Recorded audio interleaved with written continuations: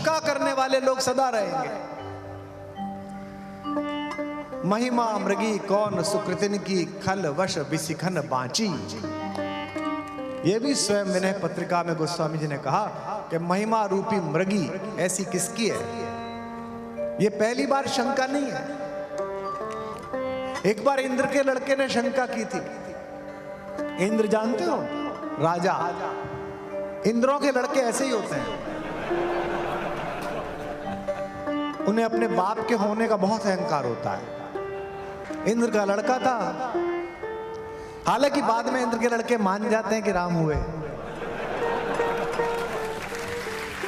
अपने बाप को एक दिन देखा कि पूजा कर रहे हैं पिताजी, तो उसने कहा ये तो देवताओं के राजा हैं, ये किसकी पूजा कर रहे हैं। तो उसने पूछा पापा जी से कि पापा आप ये किसकी पूजा कर रहे हो। बोले राघवेंद्र सरकार की, राम की। बोले ये कौन है। बोले सबसे बड़े। बोले बाबा ब्रह्मा जी, शंकर जी, ताऊ जी, विष्णु अंकल, इनसे भी बड़े। बोले हाँ। वो कहाँ है। तो इंद्र बादलों का देवता है। उसने बादल हटाए और दिखाया नीचे। चित्रकूट में दोपहर के समय हमारे राम दिन भर जंगल से इकट्ठी की हुई लाल, नीली, हरी मिट्टी और खड़िया से सरकंडे से माता सीता के पैर में अल्पना बना रहे थे, टेम्पररी टैटू। एक वलकल पहन रखा था, जटाजूट सिर पर थे। इंद्र के लड़के ने देखा, बोले ये भगवान, ये कैसे हो सकता है। कहाँ हमारे पिताजी इतना सोना मोना। इंद्रों के लड़कों की एक खासियत और भी है, वो लोगों की महिमा का आकलन उनके ब्रांड से करते हैं कि पहन क्या रखा है, गाड़ी कैसी है, चल कैसे रहे हैं। उनको पता नहीं चलता है। लेकिन ये देश है, स्वामी विवेकानंद जी शिकागो के धर्म संसद में जाने वाले थे, तो वहां की एक ऑर्गेनाइजर लड़की ने कहा कि आपको सूट दिला देती हूँ, थोड़ा अच्छे कपड़े पहन कर जाइए, आपको अपने देश की बात कहनी है। तो स्वामी जी ने कहा मैं उस देश से आया हूं जहां चरित्र कर्मों से पता चलता है, वस्त्रों से नहीं पता चलता है।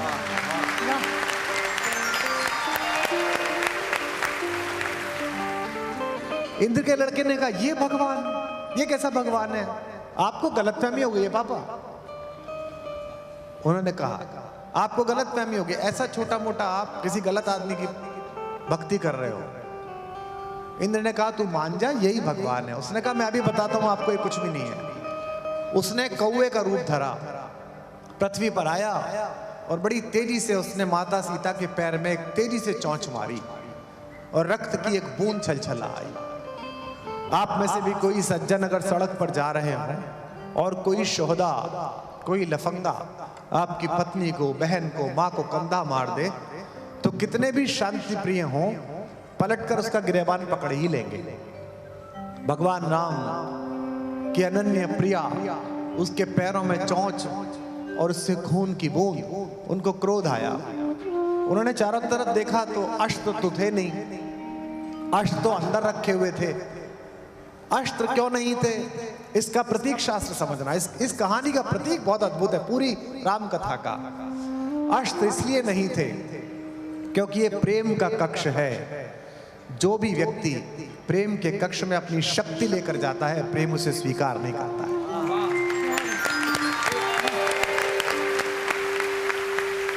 भगवान ने एक सरकंडा फेंक के मारा, सरकंडा उसके पीछे चला। अब वो जिधर चले सरकंडा उधर चले।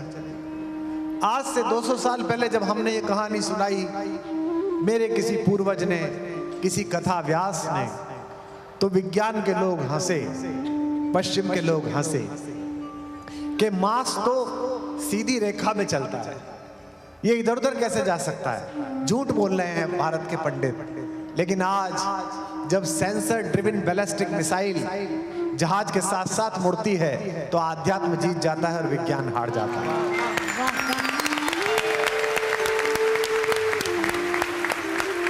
अगर आपको इतनी चेतना नहीं है, आपको नहीं पता, तो इसका मतलब यह नहीं कि जो हम कह रहे हैं वो नहीं हुआ होगा। 200 साल पहले जब हम कहते थे आकाशवाणी हुई, तो पश्चिम हम पर हंसता था कि कोई दिख नहीं रहा, आकाशवाणी कैसे हुई। लेकिन 100 साल पहले, 50 साल पहले आपने उज्जैन में बैठकर दिल्ली से सुना, यह आकाशवाणी है। अब आप देवकी नंदन पांडे से समाचार सुनिए।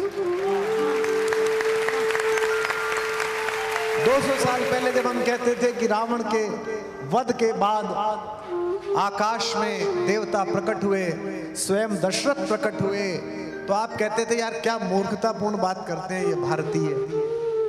आकाश में कैसे दशरथ प्रकट हुए? आकाश में तो कुछ दिखता ही नहीं है। लेकिन आज जब आप महाबलेश्वरम जाते हैं, शिमला जाते हैं, और ये नए लड़के लड़कियां प्रपोज करने के लिए जाते हैं और घुटने के बल बैठकर कहते हैं do you love me, marry me, और ऊपर आकाश में उसकी फोटो बन जाती है, तो आकाश में देवता प्रकट होते हैं। मेरा आध्यात्म जीत जाता है और आपका विज्ञान हार जाता है।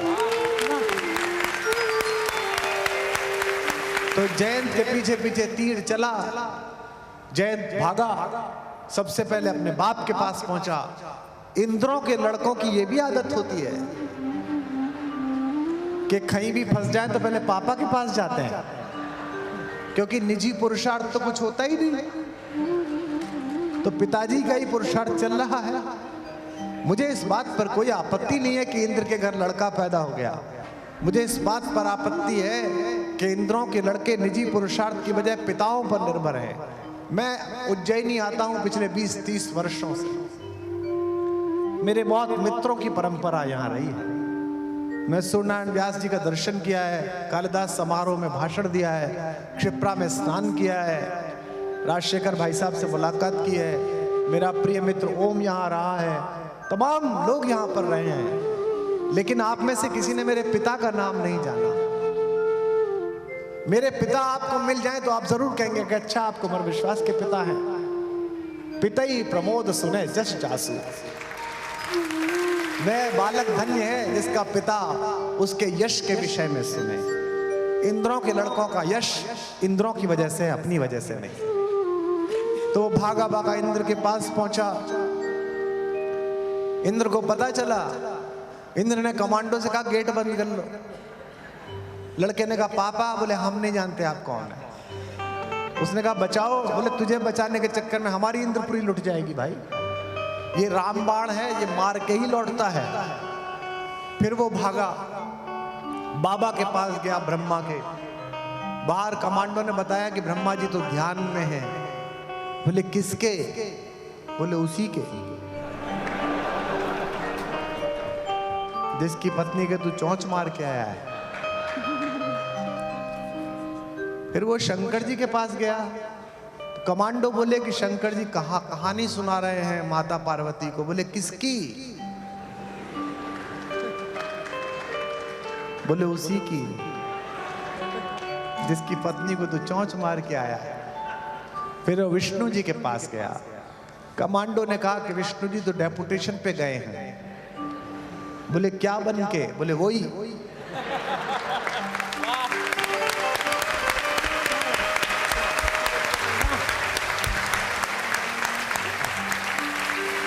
अब वो परेशान, अब वो घूम रहा है अंतरिक्ष में, पीछे पीछे रामबाण घूम रहा है। तो रास्ते में उसे नारद जी मिल गए। इंद्रों के लड़के फंसते हैं तो पत्रकारों के पास ही जाते हैं।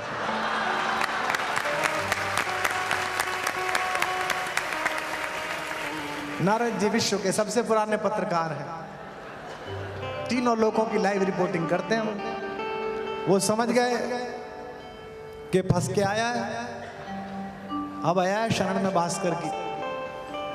तो उन्होंने पूछा कि बेटा सब ठीक? तो वो गोल गोल घूम रहा है।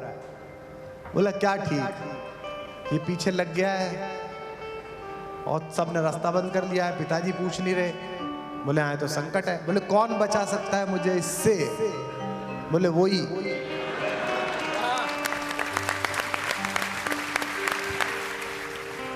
वो मर्यादा पुरुषोत्तम भगवान राम के पास पहुंचा।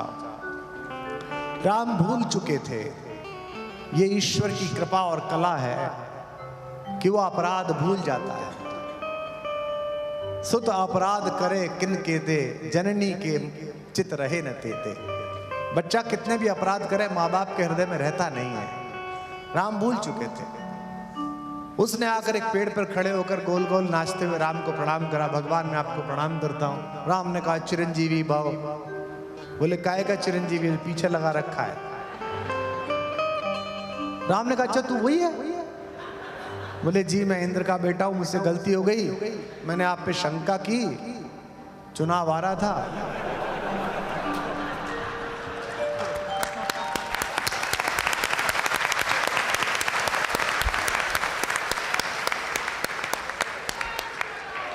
मुझसे अपराध हो गया। राम बोले बेटा ये तो राम बाण है, ये तो निपटा के लौटता है। तो उसने कहा अभी तो आपने कहा चिरंजीवी भव, अब मैं मरूं कि जीऊं? आपका वरदान सत्य है कि आपका शाप सत्य है? तो भगवान ने कहा कि वरदान सत्य है, पिता का वरदान सत्य होता है, पर अब ये आया है तो कुछ तो करके जाएगा बेटा, कुछ नुकसान करेगा तेरा, सह लेना। तो उसकी एक आंख उस तीर ने फोड़ दी। ये कहानी कब की है?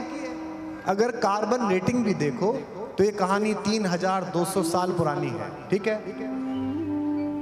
तब से कोए की केवल एक पुतली होती है, और ये बात हमको 150 साल पहले जूलॉजी ने बताई कि कोए की आंख की फनल में एक ही पुतली होती है जो 1 सेकंड में 5 बार 6 बार घूमती है। यानी कि मेरा अध्यात्म तब से सत्य है और तुम्हारा विज्ञान